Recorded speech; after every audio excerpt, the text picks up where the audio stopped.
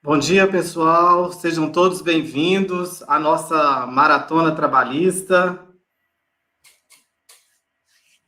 Vamos dar início aí ao nosso dia. Digam aí no chat se vocês estão nos ouvindo.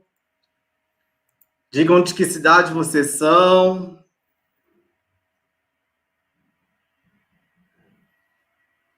Deixa eu acompanhar aqui. Show de bola. Isaura, Igor, Fátima, Liberato. Temos uma audiência aí boa. Sejam todos bem-vindos. E eu vou convidar aí para a nossa sala o doutor Fabrício Lima Silva, que é juiz federal, e vai falar conosco aí sobre compliance trabalhista. Só um minuto, vamos lá. Olha, show. Bom dia, doutor Fabrício. Seja bem-vindo. Thiago, agradeço pelo convite, agradeço a todos aí que estão na audiência, né? Eu sei que durante a pandemia aí a gente acaba trabalhando mais do que o habitual, então aí numa manhãzinha dessa já ter uma audiência para começar aí o nosso dia é muito importante, então parabenizo aí pela organização do evento, grandes nomes aí, eu acho que vai ser um dia bastante produtivo. E eu vi aí que atrás está um livrinho aí importante, aí gostei de vê-lo aí, já fiquei feliz. Muito bom aqui, ó. Vamos deixar já de sugestão para todos, Compliance Trabalhista, de autoria do Dr. Fabrício, junto com o Dr. Yuri Pinheiro, né? Manual do Compliance Trabalhista. Vamos ver se até o final do evento a gente ganha um cupom de desconto para esse livro aí, hein, galera?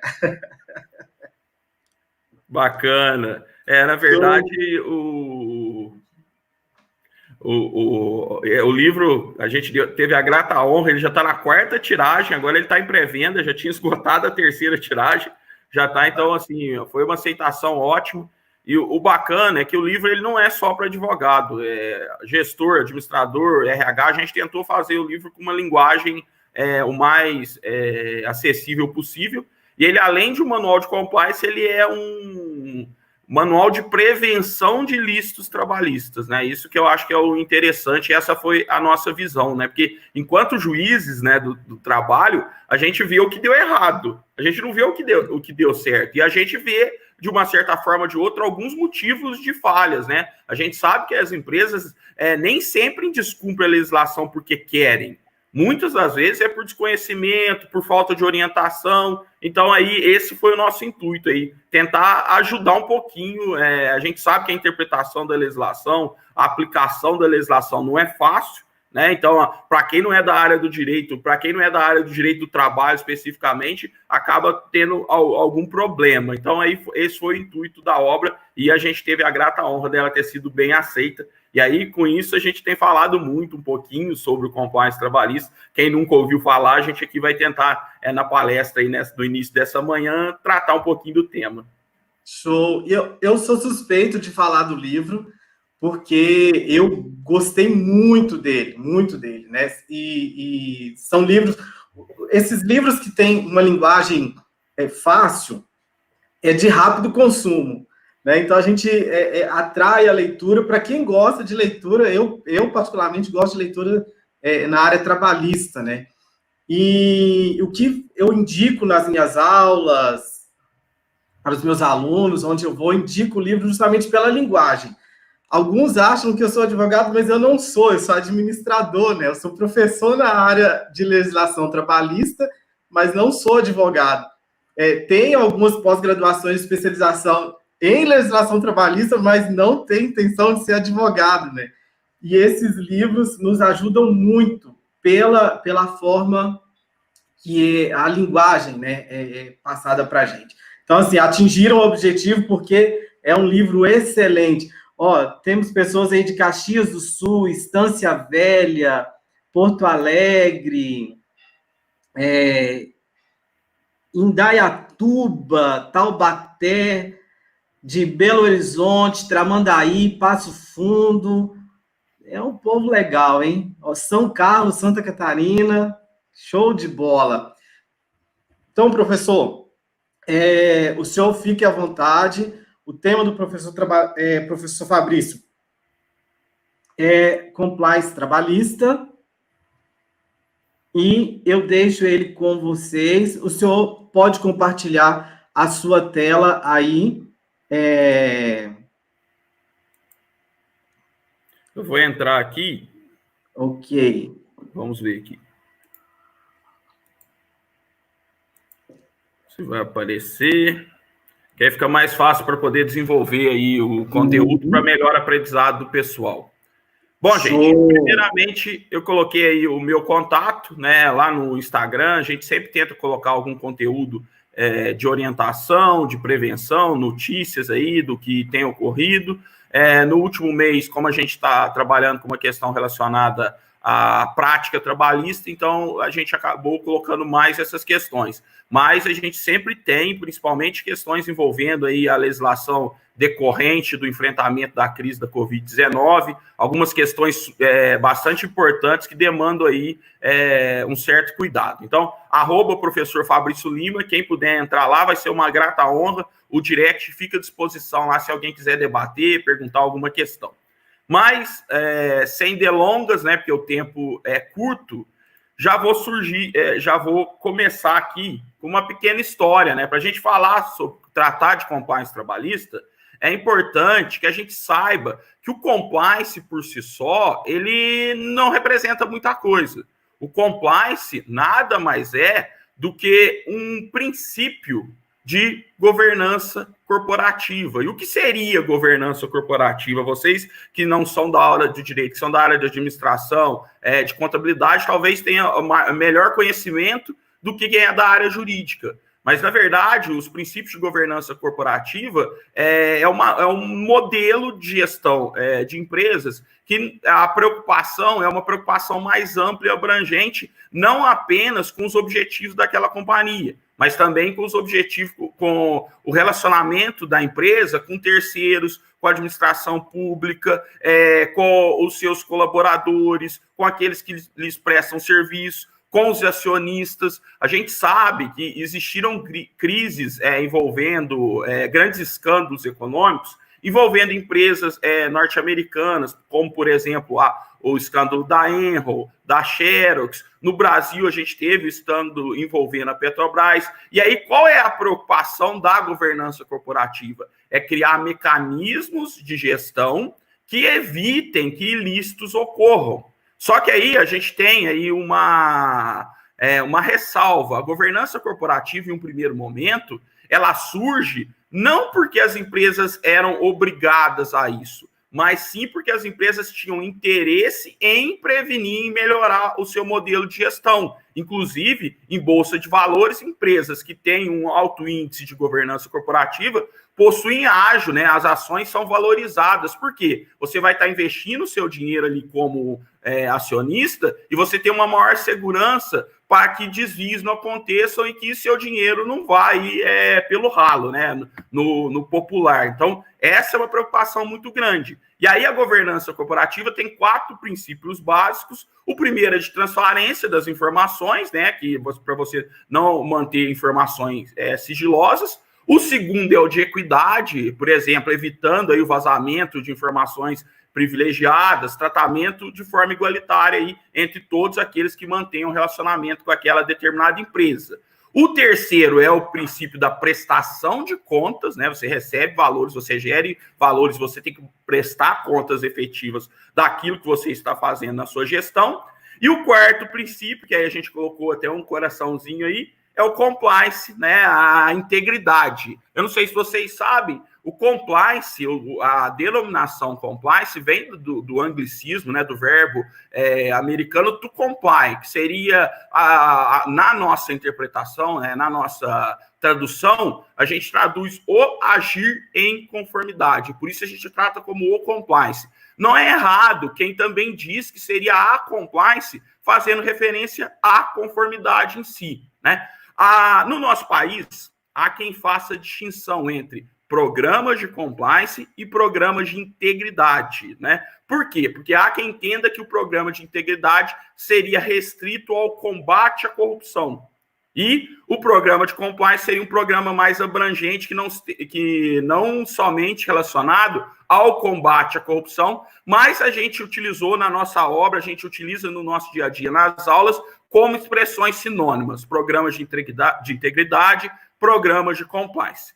Mas aí, seguindo, eu já coloco aqui os marcos legais aí, né, do compliance ou dos programas de integridade no nosso país. A primeira legislação que tratou do compliance, da conformidade no nosso país, foi a lei de combate aos crimes de lavagem de dinheiro. Na verdade, não tratou especificamente, mas já era uma preocupação com a integridade, lá em 1998. Só que aí, especificamente, a respeito do programa de compliance, a gente teve a lei, né, de combate à corrupção lá em 2013, e aí a lei estabeleceu expressamente que as empresas que possuíssem programas de integridade teriam uma redução de penalidade em eventual desvio. Então, seria uma bonificação, uma premiação para a empresa que instituiu um programa de integridade objetivando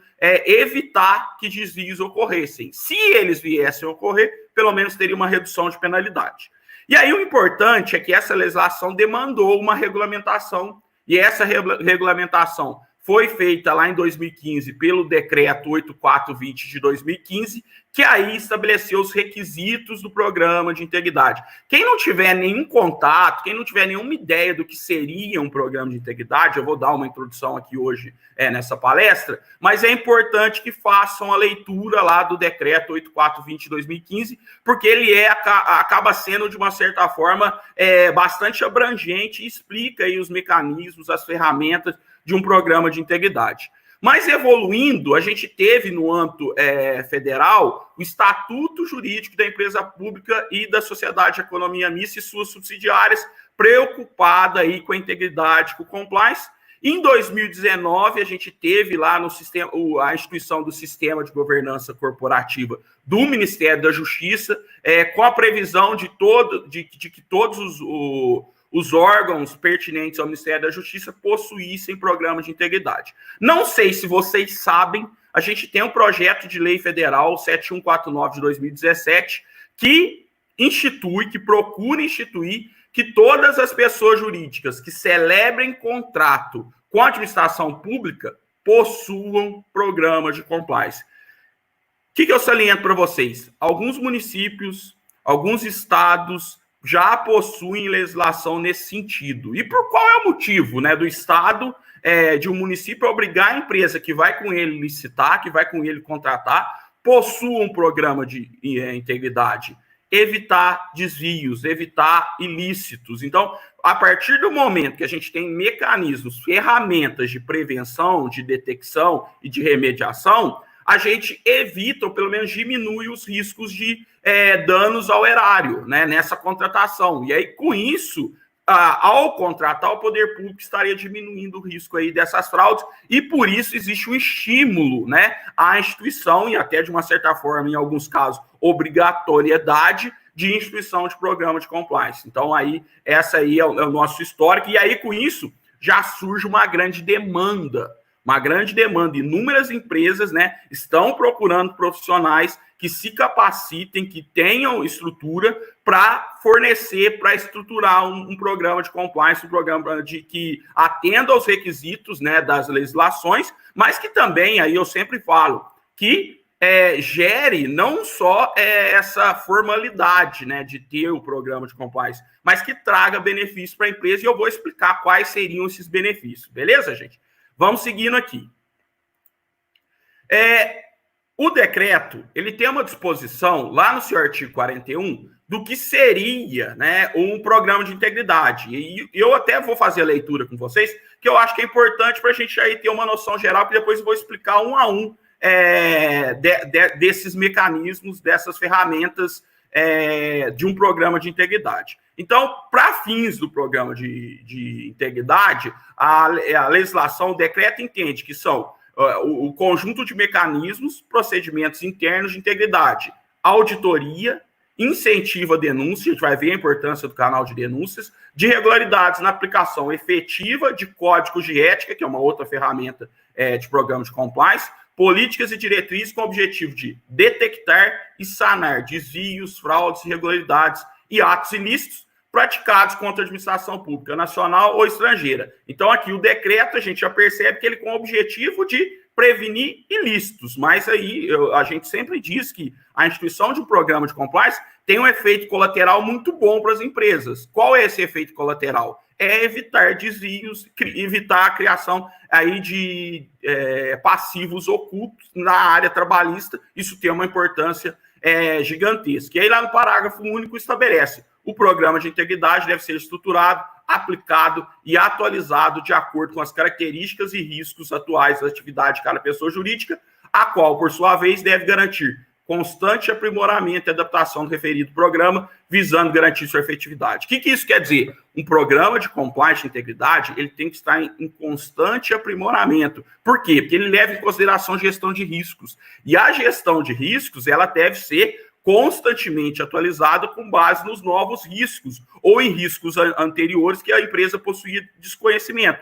Nesse momento de pandemia, quem trabalha com compliance, sob o viés trabalhista, principalmente, está enfrentando um desafio gigantesco. Por quê? São inúmeros riscos interpretativos, inúmeros riscos aí de aplicação da legislação que um programa de compliance tem, né? Você tem que antecipar e tem que evitar que eles ocorram. Então, é algo extremamente trabalhoso, mas que pode surtir bons benefícios. Eu cito, por exemplo, a gente teve uma recente portaria do Ministério da Economia, da Secretaria Especial de Trabalho e Previdência, que é a portaria número 20, que estabelece ali uma série de práticas que a empresa deveria adotar no caso de suspeita de contaminação do trabalhador pela Covid, no caso de confirmação, estabelece lá a questão de afastamento de empregados. E se a empresa não tem ciência disso, se a empresa não toma providências para evitar que esses riscos ocorram, ela pode ter um problema gigantesco lá na frente. Por quê? Porque a gente sabe que o STF, né, ao tratar da MP 927, afastou a constitucionalidade liminarmente do dispositivo que dizia que a Covid não seria considerada doença profissional. A MP não foi sequer votada, né, perdeu a sua vigência. E aí a gente tem essa questão. Aí imaginem vocês, a empresa que não toma as providências contidas na portaria 20. E aí um trabalhador vem a se contaminar, e infelizmente ele vem a óbito. E aí isso não poderia estar atraindo responsabilidade para a empresa, não poderia entender que a empresa agiu com culpa de forma negligente, porque não cumpriu lá os requisitos da portaria 20. Isso é algo extremamente preocupante. Então, é muito importante, né, que toda inovação legislativa, que seja feito um estudo prévio, que sejam analisados os riscos e que se tente implementar mecanismos para evitar esses desvios. Mas aí vamos dando sequência, que o nosso tempo é curto. Nosso amigo aí, né, eu sempre gosto de utilizá-lo aí nessa expressão preocupada aí. Existe compliance trabalhista? Pois é, gente. Vocês podem, com certeza, devem ter ouvido aí algumas pessoas dizendo, não existe compliance trabalhista. O que existe é compliance. Eu digo que eu até concordo com isso. O compliance, o programa de integridade, ele deve levar em consideração todos os aspectos da empresa, né?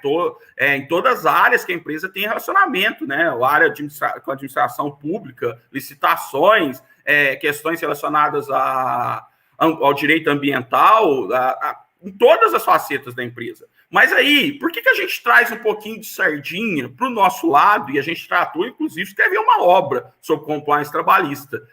Porque, ao tratar de compliance, você vai fazer o quê? Você vai ter que estabelecer um código de conduta. Nesse código de conduta, você vai ter previsões, não só previsões relacionadas à área trabalhista, mas vai ter relacionadas à gestão com a administração, participação de licitações. Só que tem uma questão. Ao estabelecer um código de conduta, a empresa está exercendo, quem não é da área do direito, mas quem é do direito sabe muito bem isso, o seu poder empregatício. Ou seja, a empresa, quando remunera uma pessoa, essa pessoa coloca a sua mão de obra à disposição da empresa e a empresa tem o poder ali de gerir a forma de execução daquele trabalho por bom desempenho das atividades. Mas qual é a questão? Esse poder empregatício, ele encontra limites constitucionais, limites na legislação. Ele não é um poder absoluto. Eu não posso mandar o empregado fazer o que eu bem entender que eu queira, que eu quiser que ele faça. Não, você vai trabalhar sem camisa. Eu posso falar isso? É algo abusivo, mas eu estou pagando seu salário, eu quero que você trabalhe sem camisa. Tem um limite. Então, a importância, aí justamente eu falo que o toque daquela pessoa que tem um conhecimento da legislação trabalhista assume especial relevância nesse aspecto, porque aí você vai começar a impor limites. Até aí pode, além disso já é abusivo, já é excessivo. A gente tem jurisprudência do TST que entende aí que, dependendo da situação, isso vai dar dano moral. Então, vamos colocar câmera em vestiário. Para evitar desvio, para evitar roubo. Pode colocar câmera em vestiário? Aí só um profundo conhecedor da legislação e da jurisprudência trabalhista que vai saber interpretar e falar, o TST, o Tribunal Superior do Trabalho, possui entendimento que não é adequada a colocação de câmera em locais que sejam de uso restrito, que você vai poder estar violando a intimidade daqueles trabalhadores. Mas, por outro lado, a gente também vai saber que tem decisão do TST dizendo que se a câmera não for voltada para o local em que a pessoa troca de roupa e talvez exista o interesse do próprio trabalhador na existência daquela câmera para poder evitar ali que pertences pessoais sejam subtraídos por outras pessoas, tem julgado o TST permitindo. Então, assim, é necessário esse conhecimento. Uma pessoa que trabalha só com direito tributário, né? Não quero dizer, eu também, apesar que eu conheço um pouco de direito tributário, fui professor de direito tributário, fui advogado na área tributarista, então tenho conhecimento. Mas a pessoa que trabalha na área do tributário, se vai fazer um programa de compliance, se ela não tiver um conhecimento da legislação trabalhista, pode existir riscos de excesso, pode talvez o programa não ficar tão acertado. E a gente sempre diz que a elaboração de um programa de compliance, ela é multidisciplinar. Né? Não só advogado, não só contador, não só administrador, engenheiros, né? Tecnologia, profissionais da área de TI, né? São todo é um grupo, né, de profissões, de profissionais que podem, sim, ajudar na elaboração de um programa e os seus conhecimentos, cada um em sua respectiva área, pode ser muito útil. Então, eu defendo a existência do viés trabalhista do compliance. Esse é meu posicionamento do professor Yuri lá no nosso livro. Eu trago aqui para vocês, gente, né, justamente nessa discussão, existe compliance trabalhista, não existe compliance trabalhista, uma notícia aí que o próprio Ministério Público do Trabalho, ele, em sede de ação, de inquérito civil público, né, ele tentou fazer, né, objetivou que a empresa criasse um programa de compliance para redução de riscos relacionados ao ambiente de trabalho, para evitar que os riscos ocorram. Então, já é os próprios integrantes, atuantes da área trabalhista, já tentando aí que o programa de compliance também tenha esse viés.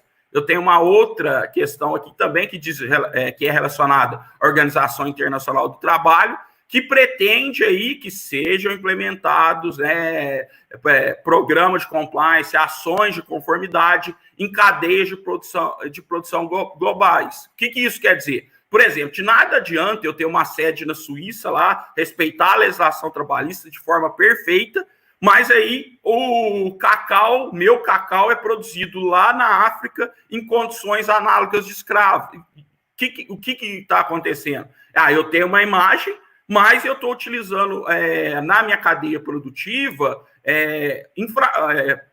empresas que não cumprem a legislação trabalhista mínima. E qual é o problema? E aí isso é importante que as empresas, os empresários tenham atenção com isso. A imagem da empresa, hoje em dia, ela vale muito mais do que qualquer outro ativo que ela possua.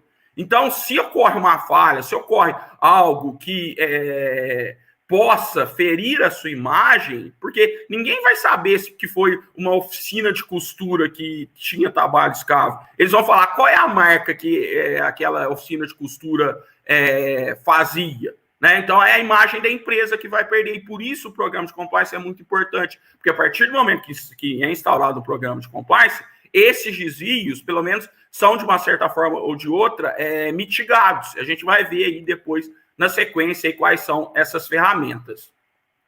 Aqui eu cito para vocês o professor Raul Rosco. Ele é um profissional, um dos maiores conhecedores e estudiosos do compliance, aí, o compliance laboral, ele tem essa denominação lá na Espanha, né? Então, na Espanha, a gente tem, assim, passos largos. Eu fiz um programa de especialização lá com ele a respeito do compliance laboral. Então, a gente tem lá um desenvolvimento muito grande do viés trabalhista do compliance. E aí ele justifica a importância da existência desse viés trabalhista. Primeiro, ele coloca lá como motivo o aumento da complexidade do volume da produção normativa. A pandemia que o diga, gente. Todo dia, né? Às vezes, de um dia para o outro, na madrugada, tem uma medida provisória sendo publicada. E se você não tem essa preocupação, você pode ter problemas, né? E o problema para a empresa e o problema para o próprio trabalhador, né? Que pode ter sido colocado em uma situação de risco ou pode ter um direito de ser lesado.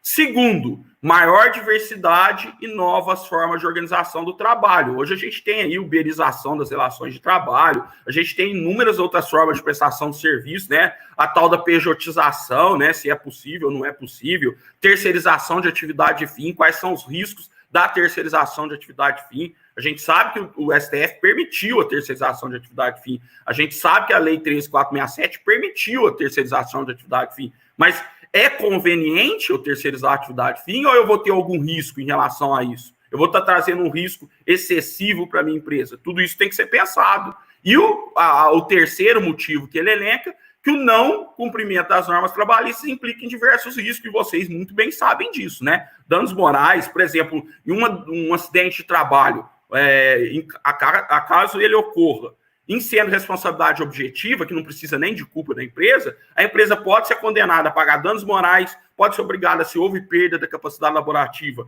pagar um pensionamento para esse trabalhador. Se ele teve gastos médicos, hospitalares, farmacêuticos, a empresa pode ser obrigada a indenizar isso. Se houve algum gasto com o Sistema Único de Saúde, se houve alguma questão previdenciária, cabe ação de regresso contra a empresa. Então, o descumprimento das normas trabalhistas pode trazer um grande problema, um grande passivo para a empresa. Então, por que não prevenir? Por que não evitar que esses desvios ocorram? Então, aqui é uma mudança de percepção que a gente sempre fala. Eu sempre digo, as empresas, os empresários, muitas das vezes são preocupados em eliminar a burocracia.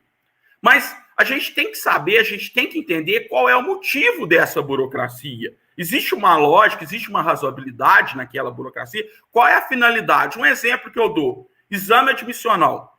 Para que serve o exame admissional? Para verificar se o trabalhador tem capacidades físicas, psicológicas, de desempenhar o trabalho lá na forma que a empresa lhe propõe. Porque se ele não tiver condições, não se justifica a sua contratação. Pelo contrário, se a empresa contrata alguém doente com algum problema de saúde e que as condições de trabalho possam agravar esse problema de saúde, ela pode ser responsabilizada. Só que aí a gente vai ver como funciona, infelizmente, em alguns casos, o exame admissional. Você chega lá, o médico toma pressão, né, vê a sua altura, pergunta se você tem alguma doença, ouve seu pulmão e falou, pronto, você está apto.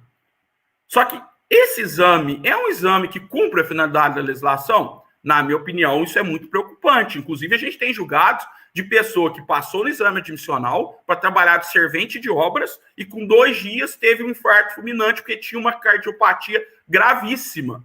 E aí foi imposta à empresa uma condenação gigantesca por danos morais. Talvez, se a formalidade tivesse sido cumprida de forma efetiva, não só como uma mera formalidade, só para ter lá em caso de fiscalização dos auditores fiscais do trabalho, aqui eu fiz o exame admissional. Não, a gente tem que saber o motivo. A mesma coisa são os exames periódicos. Para que serve o exame periódico? Para você verificar se o trabalhador está adoecendo no trabalho e se aquela doença tem alguma relação com o trabalho. Se tiver alguma relação, a gente tem que verificar o que pode ser feito. Só que, infelizmente, a gente vê casos, por exemplo, que o exame periódico vai avisando. O empregado está ficando surdo. E aí faz de novo. O empregado está ficando surdo e as condições de trabalho continuam as mesmas. E lá, no final, o que acontece? Ele é dispensado surdo, e ele processa a empresa. E aí você vai ver lá os exames, e os exames avisando que não fez nada. Isso só agrava a culpa, só agrava a responsabilidade da empresa. Então, ela tem que saber a importância. Isso aí eu dei um exemplo só, gente. Mas isso a gente pode extrair para outras questões, por exemplo, controle de jornada. A gente sabe que a lei da liberdade econômica dispensou de controle de ponto, de registro de ponto, empresas que têm até 20 funcionários. Mas vocês sabem a importância do registro de ponto, processualmente falando? Para a empresa, se ela tiver um programa, um controle de ponto fidedigno, um controle de ponto que registre horários variados, de entrada e saída, é muito melhor para ela do que não ter controle nenhum e depois deixar para testemunha. Aí uma testemunha fala uma coisa, outra testemunha fala outra, e aí fica uma divergência e o juiz vai ter que decidir com base naquilo. Talvez se tivesse um controle de ponto registrando as horas extras pagas de uma certa... É a questão, para que serve essa burocracia? Essa burocracia vai diminuir meus riscos ou vai aumentar os meus riscos? Isso tem que ser pensado. Essa é a importância, essa é a mudança de enfoque que a gente propõe. Seguindo aí, gente. Aqui, os programas de compliance, eu acho que já deu para perceber na minha fala aí, ele se estrutura em um tripé, né? Um tripé que a gente coloca aí, até parece um pouco a bandeira de Minas. Primeiro, prevenção. Eu não quero que nenhum desvio aconteça, sobre qualquer aspecto, né? Trabalhista, tributário, previdenciário, administrativo, ambiental. Eu quero prevenir. Então, com isso, eu tenho que tomar medidas de prevenção. Instituir um código de conduta, medidas aí, ferramentas que evitem, né, que o ilícito ocorra. Só que, se ocorrer, eu tenho que instituir mecanismos, ferramentas de detecção. Espera aí, o quanto antes eu detectar, melhor para a empresa. E se eu detectei e houve alguma falha, eu tenho que remediar, seja reestruturando, verificando onde o programa falhou e talvez até punindo responsáveis. Eu dou um exemplo aqui, que na área trabalhista é um exemplo clássico. Assédio moral. A gente sabe que muitas empresas enfrentam esse desafio de combater o assédio moral. Algumas pessoas têm um perfil assediador, infelizmente. Isso vem muito para a Justiça do Trabalho. Então, eu, sabendo dessa questão e sabendo que na relação, lá na minha empresa, a gente pode ter esse problema, ou talvez já teve esse problema, eu teria que instituir mecanismos de prevenção, ou seja, instituir lá no Código de Conduta, né, proibir isso, treinar. A gente vai ver que o treinamento é muito importante para os programas de compliance. Treinar para que sejam evitadas essas práticas, para que seja denunciado em caso de desvio. Então, aí, a partir do momento que você já tem essa previsão, primeiro, os trabalhadores já vão falar, peraí, a empresa se preocupa com isso, então eu vou tomar cuidado. E aí vem o segundo, né? Fala, peraí, eu tenho que detectar também. Aí a gente cria lá um mecanismo de auditoria, denúncia. Isso, se tiver a denúncia, beleza. O que vai acontecer? O quanto antes a empresa vai investigar e se houver efetivamente a comprovação do ocorrido, ela vai punir.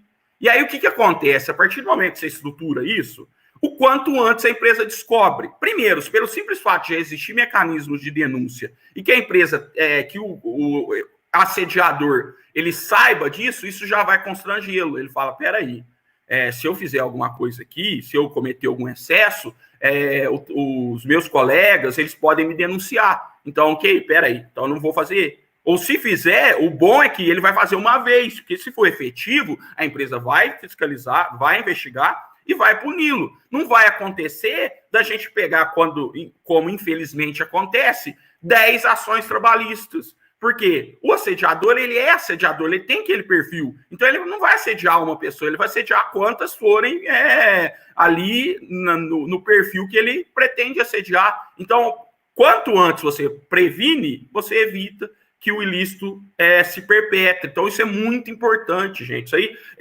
se a gente for puxando, a gente tá aqui, vocês podem imaginar, a gente interpretando, isso foi o que a gente tentou fazer na nossa obra, Manual de Compliance, pegar várias questões com esse viés de prevenção que eu posso fazer para evitar que desvios ocorram. Mas aí vamos seguindo. Coloco aqui para vocês isso aí, ó. 2019, as companhias mais éticas do mundo. Eu pergunto a vocês, as empresas fazem compliance, praticam compliance porque são boazinhas? Penso eu que, via de regra, não. Vocês já viram aquele selo lá, Best Place to Work, né? Melhor lugar para trabalhar. Para que uma empresa tem um selo Best Place to Work?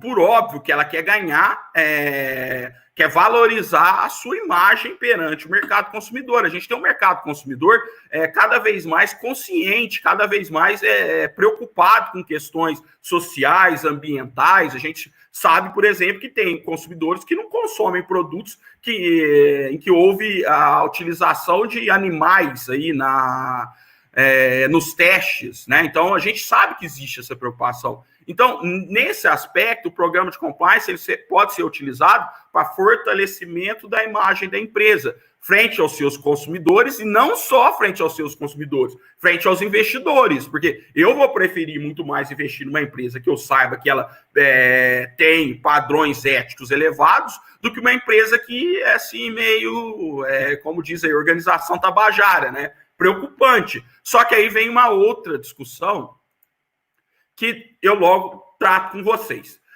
Aqui, gente, para a gente ter uma visualização, esse quadro está lá no nosso livro, do que seriam aí os pilares de um programa de compliance.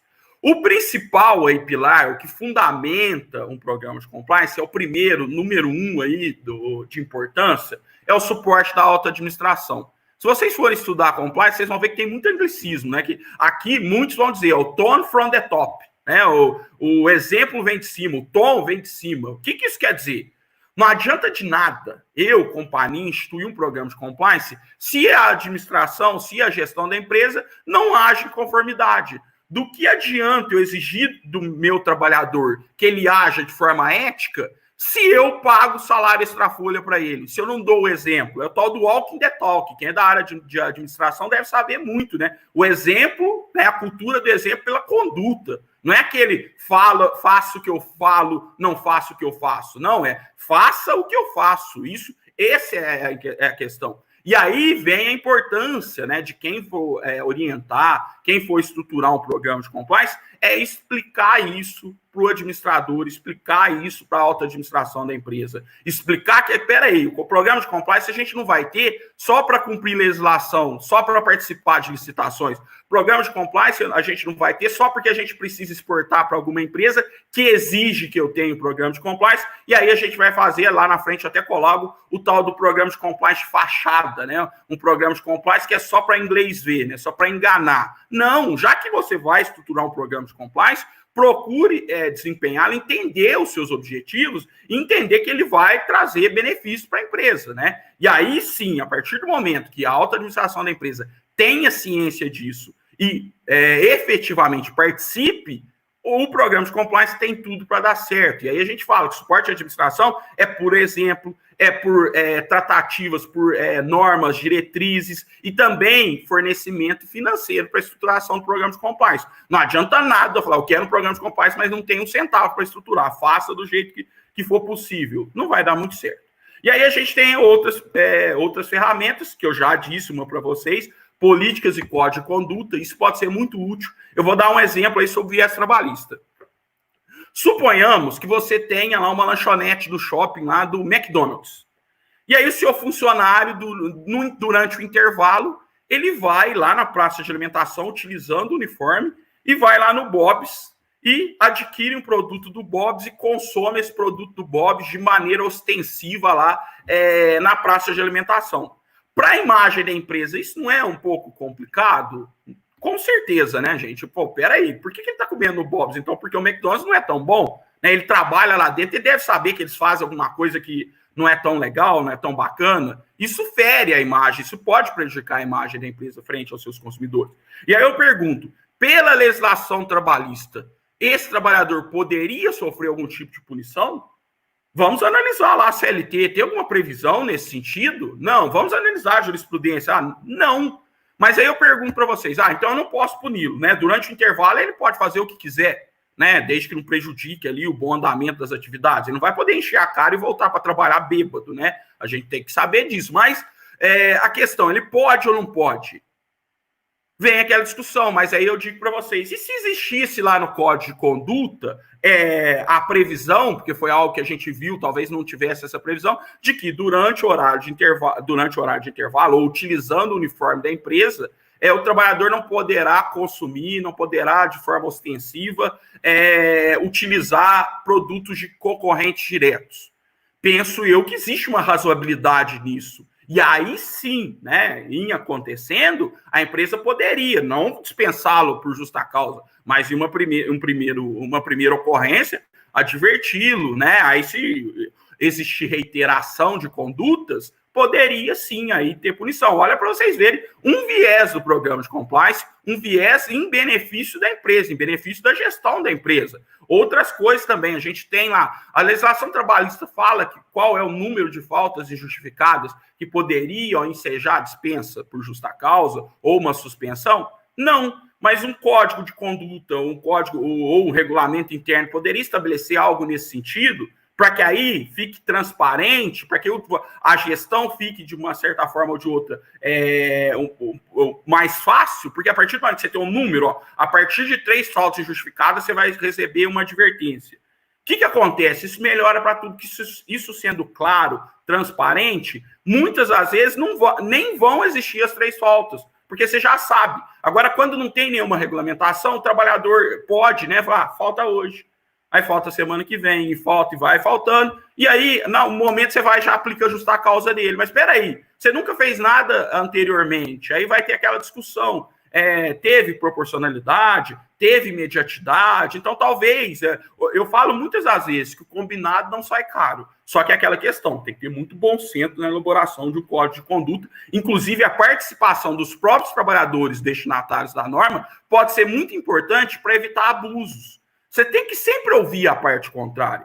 Talvez não para concordar, mas talvez para você ajustar. Falar, peraí, não, isso aqui efetivamente pode ser excessivo. E aí o código de conduta é para qualquer outra coisa, né? Pode tratar em relação a receber propina, né? Receber presentinhos de contratantes. Então, assim, inúmeras previsões podem existir lá nesse código de conduta. Depois que eu já tratei com vocês, tem a questão da avaliação dos riscos, né? Porque para você estabelecer um programa, você tem que saber a quais riscos aquela empresa está submetida, né? Inclusive, tem normas da COSO, tem a ISO 37.000, 19.600, que tratam disso. É importante o aprofundamento dessas questões, inclusive sobre o aspecto trabalhista.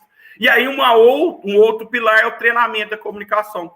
Não adianta de nada eu ter um código de conduta bonito, lindo, elaborado, perfeito, adequado à situação da empresa, criado para a empresa, se eu entregue esse código de conduta para o trabalhador na contratação, ele dá um recibo e pronto, entreguei para ele. Não, isso não vai ter efetividade. Você precisa, sim, treinar, orientar, explicar, para que aquilo seja claro, né?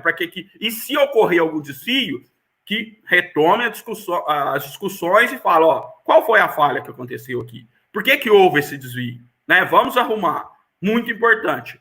Outras ferramentas, a gente tem um canal de denúncia, que eu já disse para vocês, ferramentas de investigação, aí a gente tem aprimoramento nisso, tem empresas especializadas em fornecer canais de denúncia para programas de compliance, para evitar que exista contaminação. A mesma coisa, tem empresas especializadas em investigações corporativas, para garantir uma certa isonomia, para garantir uma confidência dos dados obtidos, para que o trabalhador não seja exposto, para que a empresa não tenha prejuízo em relação a isso. Então, existe aí já uma grande estrutura voltada para isso. Também outra coisa é o monitoramento de auditoria, para verificar se o programa de compliance está sendo efetivamente cumprido, se a legislação trabalhista está sendo efetivamente cumprida. Eu sempre digo, empresas se passassem por auditoria trabalhista com uma certa frequência, muitos problemas seriam evitados.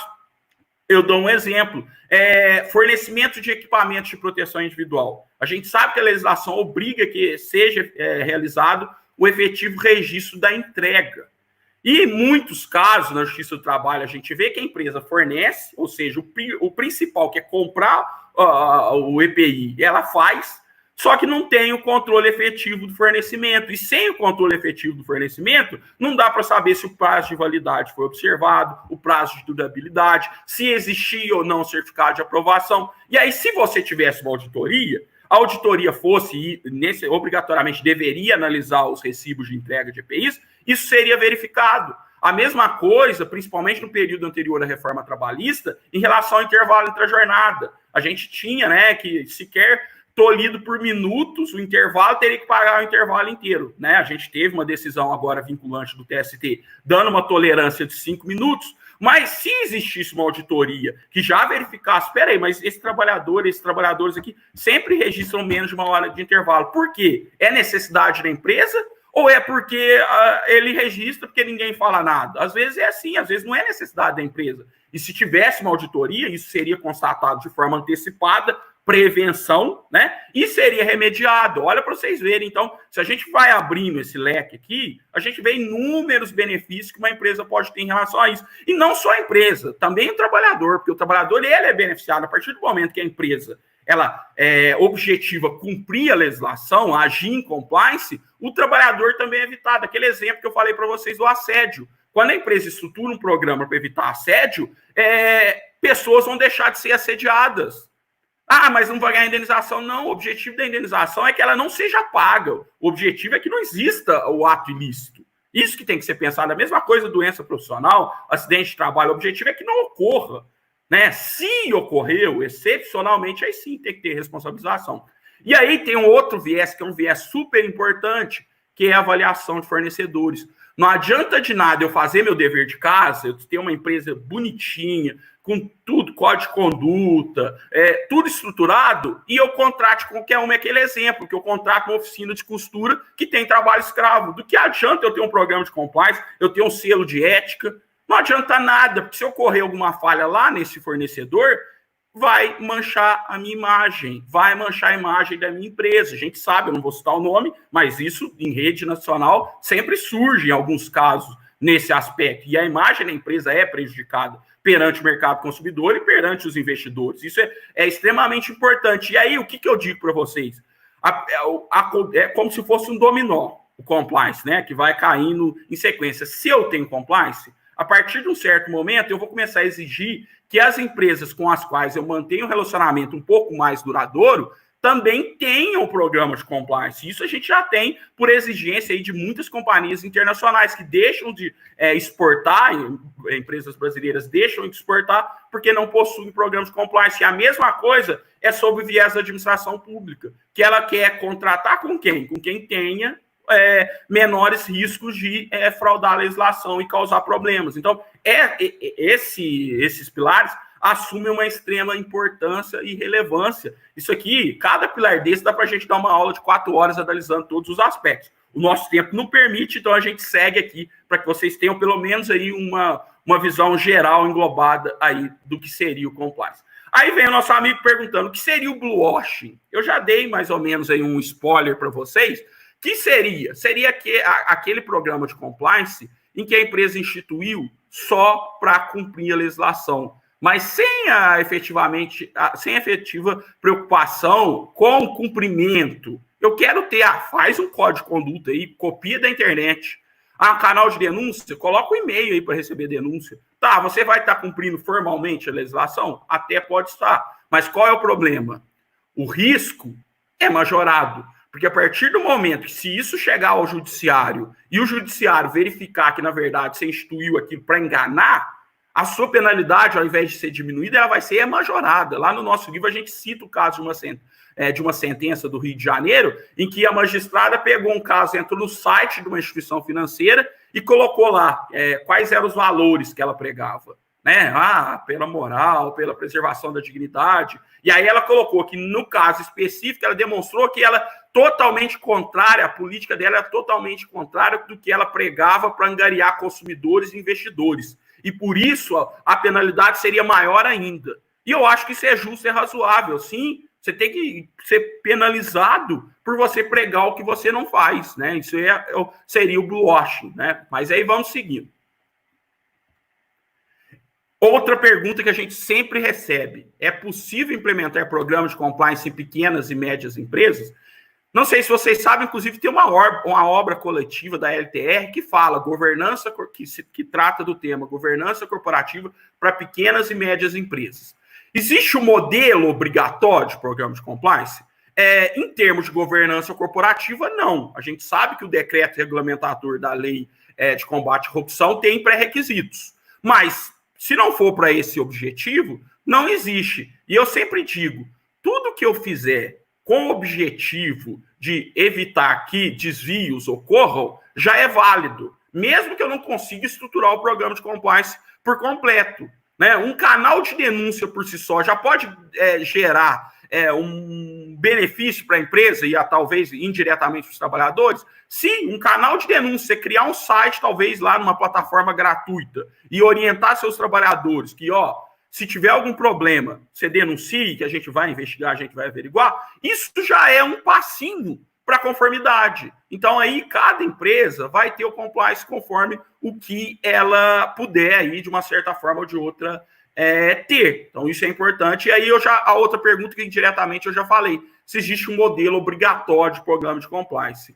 Né? Aí, o artigo 42, lá do decreto, ele diz o que deveria ter o mínimo. Mas, assim, em termos de governança corporativa, não tem um modelo, né? Tem, inclusive, eu cito aí um material do FCPA lá dos Estados Unidos dizendo que para compliance não vale a máxima lá do one size fits all, né? Tamanho único. Não existe um compliance tamanho único. Por quê? Porque cada empresa é específica, cada empresa tem uma peculiaridade. E aí que vem aqui uma ressalva. Não adianta de nada você importar o modelo de compliance, você copiar o modelo de compliance, código de conduta da internet, porque a sua realidade pode ser diferente daquela empresa. E por isso a gente vê muito, por exemplo, empresas norte-americanas que foram as primeiras a trazer programas de compliance para o Brasil e copiam ipsis literis o código de conduta dos Estados Unidos e traz para o Brasil. Gente, qual é a diferença cultural? A gente sabe, por exemplo, que nos Estados Unidos, em determinados estados, em determinadas cidades, você não pode consumir bebida alcoólica na rua, senão você vai preso. E aí, você importa algo assim, sem fazer moderações, tem tudo para dar errado, porque qual é a preocupação? Se você tem uma previsão, por exemplo, uma previsão lá, você não pode receber bebida alcoólica como bônus, como presente. Você, em nome da empresa, você não pode receber. Nos Estados Unidos tem muito essa previsão, você não pode. E aí no Brasil a gente fica imaginando. Vocês já viram, não sei, na região de vocês, aqui na nossa região sempre tem aquele costume de no final do ano, o pessoal da coleta de lixo, você dá para eles lá um espumante lá, uma Cida Cerezer, não estou fazendo propaganda, né, que vocês do Sul devem conhecer, mas é um costume. E aí eu pergunto, se tivesse um programa de compliance da companhia que ele não poderia receber essa bebida, só que a gente tem uma cultura disso. Não, mas a empresa faz vistas grossas. Não, pode receber, eu não vou punir, não. Beleza. Qual é o problema da empresa fazer vistas grossas pelo descumprimento do código de conduta que ela mesma elaborou? Ela enfraquece o código de conduta, porque aquilo que for importante, inclusive eu coloquei julgados aqui para vocês depois no final, eu vou deixar esse material à disposição, o descumprimento acaba fazendo o quê? Enfraquecendo. Fala, não, se ela fazia vistas grossas para isso, para as outras coisas também, esse programa, esse código de conduta não vale nada. Então, você só pode colocar num código de conduta que efetivamente for representativo para a empresa e que, se ocorrer algum desvio, ela vai se investigar e vai punir, porque, caso contrário, é um trabalho jogado fora. Então, tem que ter essa preocupação, gente. Mas vamos seguindo aqui.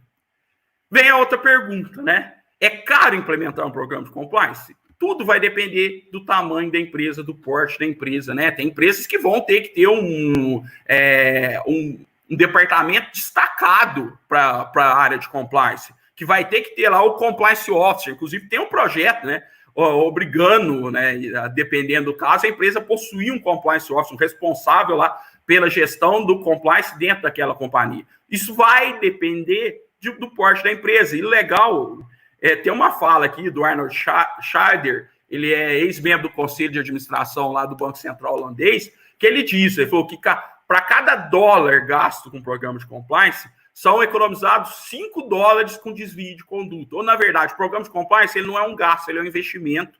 E, assim, eu tenho quase que absoluta certeza que isso, na prática, né, vai acontecer. Certo, você não vai também ficar colocando dinheiro sem ter nenhum retorno, sem saber a análise ali do que vai trazer de benefício. Mas a médio e longo prazo, com absoluta certeza, isso vai acontecer. E aí tem essa frase, né? Se você pensa que compliance é caro, você não sabe o custo da desconformidade, né? Fizeram aí um paralelo lá com... Você pensa que a ignorância, que o estudo é caro, você não sabe o custo da ignorância. Mais ou menos isso. E eu acredito fielmente nisso. E por isso eu escrevi sobre compliance, né? Inclusive, a gente vê o compliance como uma forma de efetivação dos direitos sociais trabalhistas, porque a partir do momento que a empresa age em conformidade, trabalhadores não estão tendo direitos lesados, trabalhadores não estão sendo assediados moralmente, não estão sendo assediados sexualmente, não estão sofrendo acidente de trabalho, não estão se adoecendo no serviço em razão de práticas indevidas. Isso é importante, isso é o bacana do compliance, na minha opinião, né? Isso sob viés trabalhista, mas a gente pode estender isso para qualquer outra área de atuação da empresa. Então, eu só vejo benefício. E aí, gente, finalizando, eu vou colocar para vocês aqui alguns julgados, eu nem vou me alongar, porque não sei se tem alguma pergunta, depois esse material vai ficar à disposição de vocês, alguns julgados tratando do compliance na Justiça do Trabalho. Esse primeiro diz lá, era uma empresa que instituiu o monitoramento da conta corrente do trabalhador, porque tinha um programa de compliance. E aí o julgado disse assim, peraí, não é assim não. Não é porque você tem um programa de compliance, você pode fazer o que quiser. Isso eu já disse lá no início. A importância do conhecimento da legislação trabalhista, da jurisprudência trabalhista, para se instituir um programa de compliance. Porque senão você vai cometer excesso. Essa é a preocupação. Aqui outra questão também, envolvendo o código de conduta. E aí, vistas grossas, tinha o código de conduta que proibia aí, desvios, né, conflito de interesse, só que a própria empresa não fazia nada. E aí, torna-se inefetivo. E a própria jurisprudência, o julgado, entendeu nesse sentido. Aí, outra coisa, né? Aí é uma coisa que o Código de Conduta sendo fundamentado para uma punição e foi acolhido pelo Poder Judiciário, que falou, o trabalhador estava desrespeitando o Código de Conduta porque ele estava utilizando recursos da empresa para a prática de empreendimentos próprios e foi mantida a quebra de fidúcia, né? E aí mantida a justa causa, para vocês verem a importância. Aqui mais né? A questão também de desvio de interesse, né, que a atuação, a contratação de empresas com que a empregadora mantinha relacionamento, também aí mais um fundamento sendo utilizado. Aqui a questão que também tem ocorrido muito, compliance na terceirização, né? Muitas empresas que trabalham com terceirização, se não tem, já podem correr atrás ontem para estruturar um programa de compliance. Por quê? Porque, primeiro, a partir da Lei 3429, da 467, que estabeleceu lá a responsabilidade dela pelo inadimplemento, antes era a súmula 331. Agora não é a súmula, agora está na lei que ela responde subsidiariamente. E aí ela tem que se cercar de mecanismos que evitem o descumprimento. Então tem que ter, porque a partir do momento que ela tenha, quem contratar vai falar, peraí, eu vou contratar essa empresa, essa aqui tem um programa de compliance. Eu sei a importância do programa de compliance. Essa não tem programa de compliance. Qual que eu vou contratar? Não sei, né? Muitos pensam só no preço. Mas, né, a gente sabe que essa não é a melhor forma de gestão, não é a melhor forma de seguir a vida, né? O barato, às vezes, sai muito caro. Essa é uma forma... Eu acho que o programa de compliance, ele se vende por si só, gente. Para quem é profissional, que pretenda atuar na área aí, você explicando, você dando o mínimo de detalhe do que a estrutura, do que ele pode trazer de benefício e a gente antevendo que a médio e longo prazo isso vai ser obrigatório, se é um caminho sem volta, e é um caminho sem volta porque não é por causa da legislação trabalhista, é um caminho sem volta porque o Brasil assumiu uma bandeira de combate à corrupção. E os programas de compliance são considerados, de conformidade e integridade, ferramentas para combate à corrupção. Então, esse é um caminho sem volta. Eu sempre digo isso.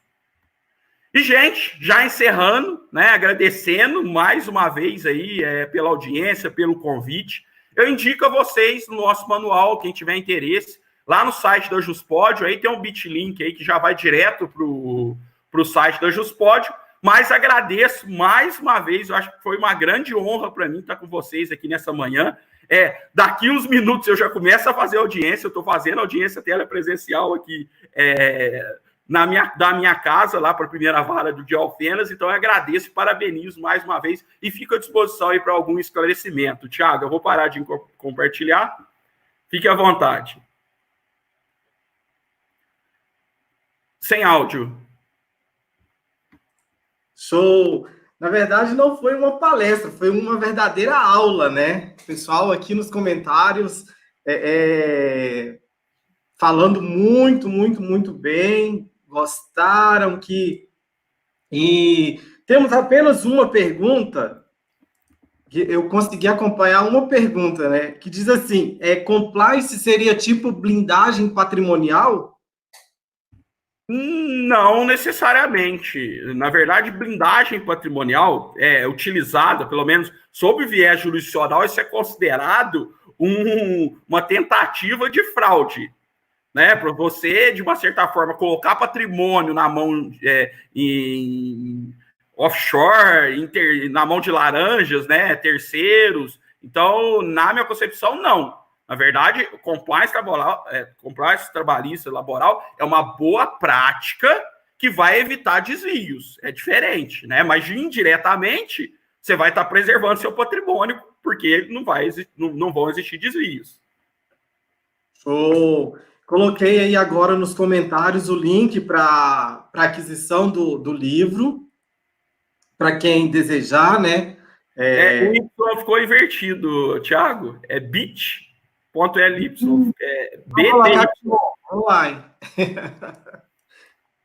Que aí ele não entrou o link. Não, é bit. Se você colocar o HTTP, aí vai o link direto. Se não for, aí não vai. Mas muito obrigado, cara. Foi muito bom, bacana. Eu tô vendo aí que tem 423 pessoas assistindo, né, nesse horário. Desejo a todos uma ótima palestra. Eu acho que tem tudo para ser bacana. Tem vários colegas aqui que ainda vão falar. Professor Rafael Lara, aí, um grande profissional. Acho que vai ser bem bacana. Eu acho que a escolha dos nomes foi excelente, viu, Thiago? Bacana. Professor, agradecemos aí a sua presença, essa excelente aula, né? Conhecimento compartilhado, tá ok? E, pessoal, quem quiser adquirir o livro... Thiago, estão pedindo aí para fazer um sorteio do manual. Eu vou fazer assim, é o jeito que eu tenho para fazer. Entre no meu Instagram, @professor Fabrício Lima, e coloque no meu último post lá. Meu último, é uma questão que a gente fez ontem da semana de audiência, a hashtag Manual do Compliance, que aí depois eu faço o sorteio no final do dia. Então, sorteio do livro, último post no Instagram, Professor Fabrício Lima, não é isso? Fala o seu Instagram, pessoal. @professor Fabrício Lima. Sorteio, hein? Lá no Instagram, @professor Fabrício Lima, último post. Coloquei no chat aí meu Instagram. Isso. Comentar com a hashtag Manual do Compliance no último post. Show, show, show. Professor, forte abraço. Muito obrigado. Audiências e sucesso aí. Obrigado, um abraço a todos, gente. Até mais. Bom, pessoal, antes de nós iniciarmos aí a nossa próxima palestra, deixa eu compartilhar com vocês aqui.